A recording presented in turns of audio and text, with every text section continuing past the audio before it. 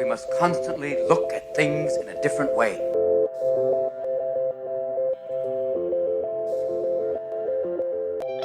The Healthcare Education Transformation Podcast was created by two physical therapists out of the desire to learn more about the different educational roles in physical therapy and healthcare, and how healthcare education works by talking with educational leaders and people with different perspectives within physical therapy and across interdisciplinary lines on how education can be improved to disrupt the status quo of healthcare education.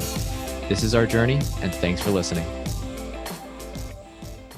Are you a third-year physical therapy student that excels on tests when you have study guides, checklists, and deadlines? With all of the information available about how to prepare for the NPTE, it's easy to get disorganized and not feel prepared going into the big day. NPTE Prep Success is an online course that provides PT students easy-to-use study guides and step-by-step guidance through the NPTE preparation. To learn more, visit kylericeprep.com. Hey everybody, this is Brandon, and thanks for listening to the Healthcare Education Transformation Podcast. Now, this episode was recorded live at Smart Success PT Live 2018 at the Wyndham Grand in Clearwater Beach, Florida, as F. Scott and I got to chat with the one and only Greg Todd again on the show. Now, for those of you who have not heard of Greg, he is an incredible physical therapist and leader, along with being the co-owner of Renewal Rehab, the founder of Physical Therapy Builder, and the organizer of Smart Success PT Live. Now, for this episode, we did have a little background noise that we were unable to completely edit out, so we apologize for the inconvenience. Now, without further ado, we now present our chat with Greg Todd. So, Greg, thanks for coming back on the podcast. It's always a pleasure. The second time around, we're going to take a little bit different approach, and let's talk leadership. Leadership is generally thought of as a quality you're born with, but you kind of strike us as the guy who thinks leaders can be built. Can you attest to that statement? Tell us a little bit. I truly believe that leaders can be built. I think it comes from service. At the end of the day, people want to work with people that are serving them and that inspire them, and that really is what a leader is. And you really can't inspire people until you serve them first. So it's got to be service and then inspiration, and inspiration then to me leads to leadership. Yeah. No, I agree. And I think seeing just clearly what you've been able to achieve through SSPT, and not even just that, but all the other realms that you're on, what are some strategies and techniques besides what you've kind of already mentioned, perhaps to someone else, whether that be in an educational program or anything for that matter? What are some strategies that you would use to kind of even help craft leaders in the realm of PT?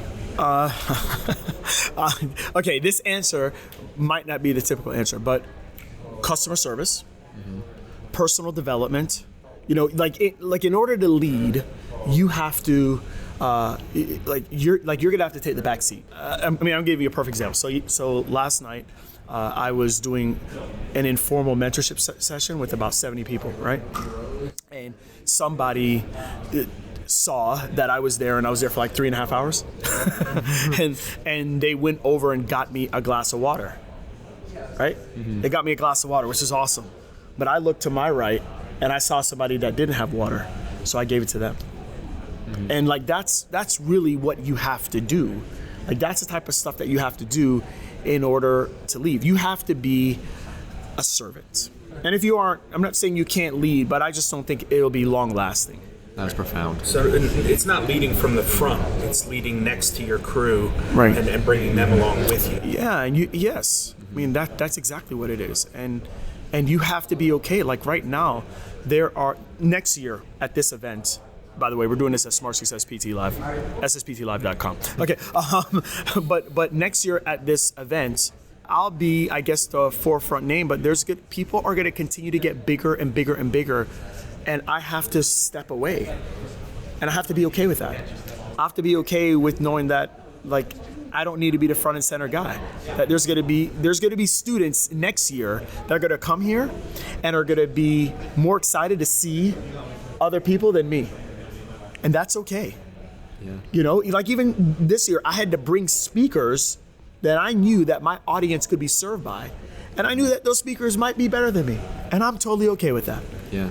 What's the phrase? A leader doesn't create followers; they create more leaders. That's how I know this thing is working. Mm-hmm. So, Greg, I know you don't view failure as a loss, but more of an opportunity and a learning experience. But what do you do with a leader who may be working hard and grinding, but still finding failure time and time again? Well, you're going to find failure time and time again. That's part of leading. That's part of innovating. That's part of growing something. Like that's what happens with it. You're going to have failures, lost leaders, you can call it, whatever, but it's not going to go perfect. My definition, F. Scott, my definition of grind and other people's definition of grind might be totally different. I think most people think that if they push hard at something for a couple months, they are grinding and it's not working. Like that is a total crock of crap to me. It took me a long time to even get a solid reputation as a leader in my physical therapy company. I had to prove it time and time again, not just in the clinic, but outside of the clinic, behind the scenes. When no one else was watching, the phone calls with employees and people that you invest all this time in, and then they leave, and this one comes and they leave. Like you have to do so much work behind the scenes, and because of that, it's trained me to lead and to help people, expecting absolutely nothing in return. So the truth is, my grind might be different than somebody else's grind, right? Because you're grinding and failing. Well, tell me what's the definition of grind to you? 6 months? I mean, that's a thing. It's like that's a big thing. If you're going to be a true leader, you have to be willing to stand up for whatever it is that you believe in, put your head down and get to work, and not look for the fruit. Just understand that you actually did plant the seeds and you did put down the soil and you're watering it. And I know it's going to happen at some point, but I'm not really worried about it. Yeah, no, that's a good point. And and kind of going with that, I know as we're all continuously learning and trying to improve the best that we can, of course, leaders always are striving to be better in general. What are some additional, perhaps, whether that be resources from anything that you have found, whether that from be books, podcasts, whatever the case may be, that has really been helpful and influential with helping you kind of develop your leadership skill set? I mean, I think, here, I'll give you one book. EntreLeadership by Dave Ramsey was probably one of the better books that I've read that helped me with leadership in the sense of like how to do certain things in my business. So if there was one book that sticks out to me, I would say that. But truthfully, I like to, when it comes to leadership, I like to watch and view people. So I typically would look at a company that has a great culture and see if there's a biography or autobiography on the person that headed that, and that's typically like at least how I look for it with regards to a resource or whatnot. But really just mentors, people that you respect how they did something, and you look at their offspring, you know what I mean, like their career, their business offspring, and you're like, wow, and then I'm just like, let me just watch them. Success leaves clues. So what are some ways that leaders can still make an impact if they're fighting an uphill battle in, say, like a large conglomeration or a corporation or an institution such as academia? I think there's certain times where there's certain restrictions that are in play that make it a little bit more difficult, but somebody has to change it. I mean, if you're gonna look, there's got to be someone that is the trendsetter, and a lot of times the trendsetter is the leader.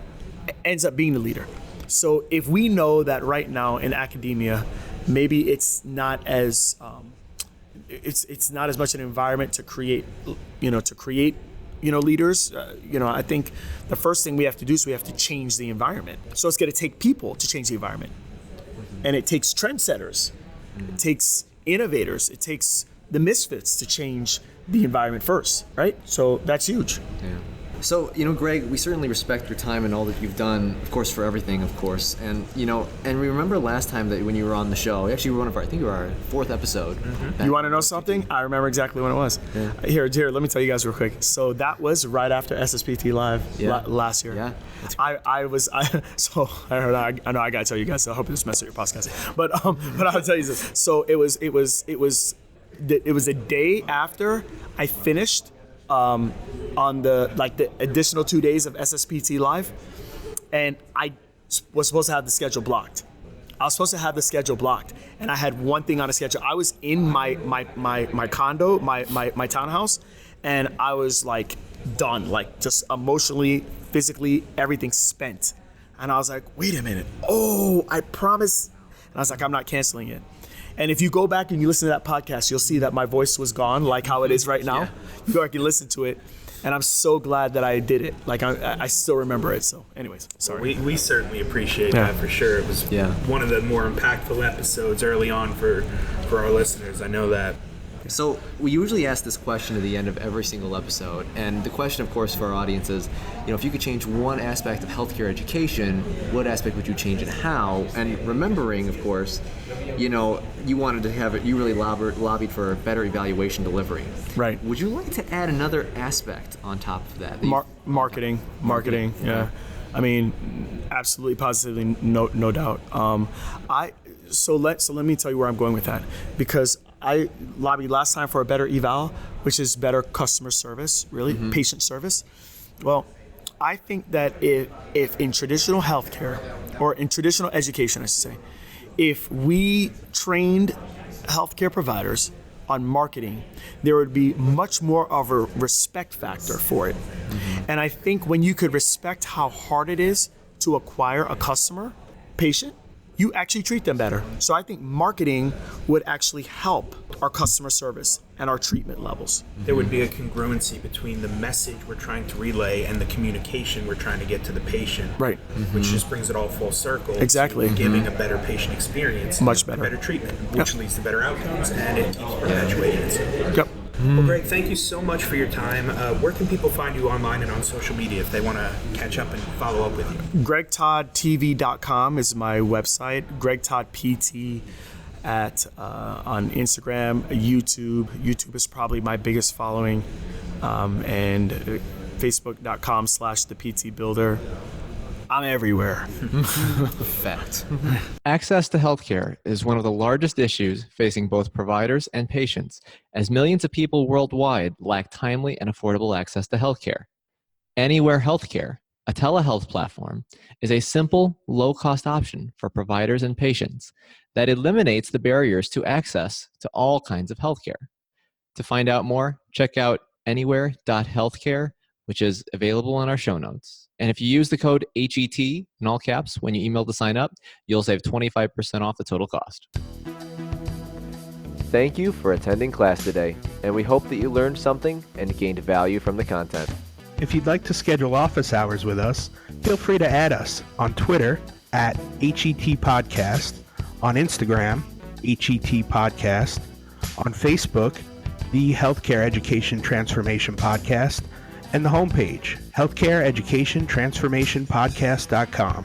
And for those of you following along in the syllabus, extra credit can be obtained by liking us, sharing us, and leaving a review. Let's continue our journey up Mount Educational Success as lifelong learners.